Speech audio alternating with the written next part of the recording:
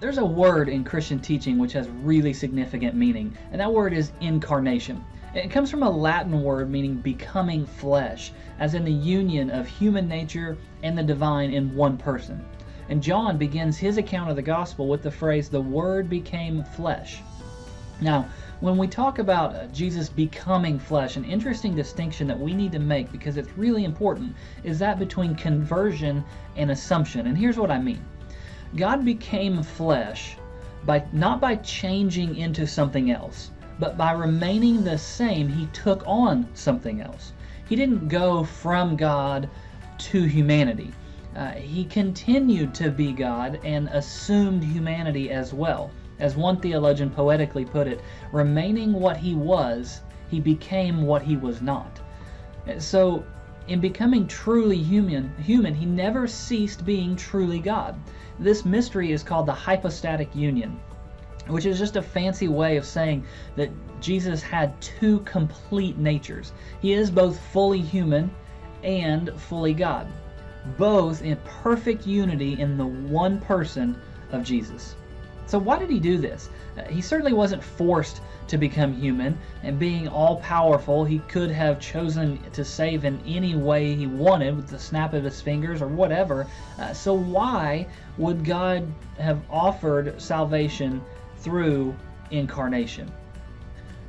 We first need to recognize that the incarnation will always be a mystery.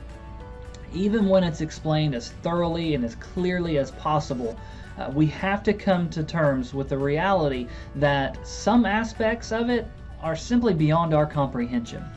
But we can surmise a few things about why he became human. First of all, it was the greatest possible way to communicate the greatest possible love. Jesus explains this to his disciples in John 15 when he says that no one has a greater love than this, that they would lay down their life for their friends. The incarnation is the ultimate expression of voluntary love and selfless sacrifice for others. It conveys love in such a greater magnitude than if he had just snapped his fingers and made everything okay. Number two, it is necessary to serve as a mediator between God and humanity.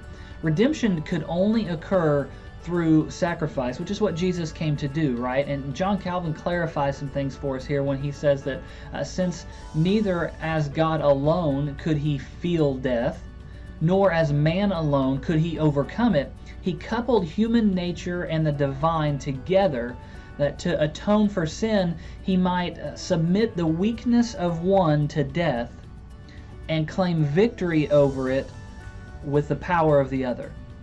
Any mediator that lacked either divinity or humanity could not mediate between God and man. He had to be both.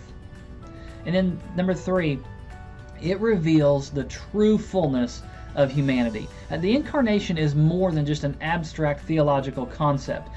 It teaches us about ourselves, about what it means to be human, untainted by sin. It shows how important humanity is. By taking on humanity, he effectively regathered or reoriented humanity around himself.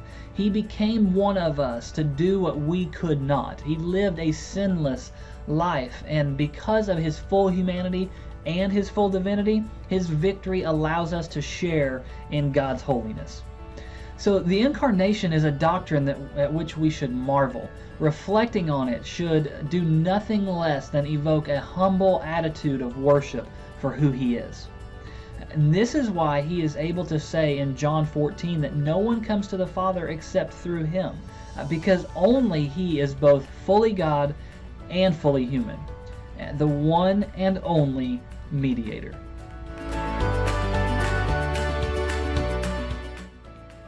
Thanks for watching. I would love your help building up the TCB community, so please share my videos like this one on your social media platforms, and be sure to sign up for our email list for more great content.